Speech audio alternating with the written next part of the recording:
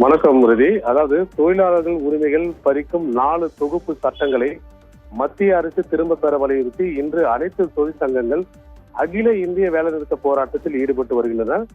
மேலும் மாநில தழுவிய ரயில் மறியல் போராட்டத்திலும் ஈடுபட்டு வருகின்றன. அவ்வகையில் INTUC, AITUC, CITUC, டோமுசா, SMS, AICUP, AICUTC தொழிற்சங்கம் ஒருங்கிணைந்து மையமும் TUC ஐக்கிய தொழிற்சங்கம் காங்கிரஸ் உள்பட பல்வேறு தொழிற்சங்கங்கள் சார்பில் காஞ்சிபுரம் பழைய ரயில்வே நிலையம் அருகே ரயில் மறியல் போராட்டம் வந்து நடைபெற்று வருகிறது.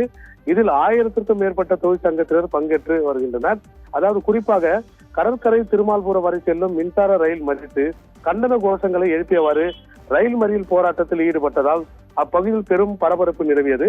இதனைத் தொடர்ந்து ரயில் மறியல் போராட்டத்தில் ஈடுபட்டவர்களை போலீசார் கைது செய்து தனியார் திருமண மண்டபத்தில் அடைத்து வைத்தனர். மேலும் நிகழ்வின் போது போலீசாருக்கும் போராட்டக்காரர்களுக்கும் தள்ளுமுள்ளும் வாக்குவாதங்களும் ஏற்பட்டது.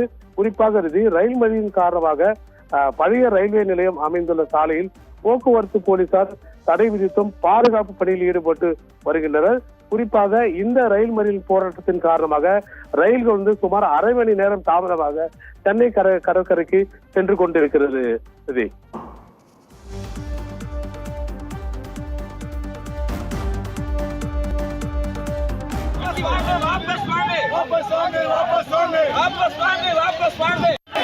ஹலோ, கொஞ்சம் பின்னாடி வாங்க.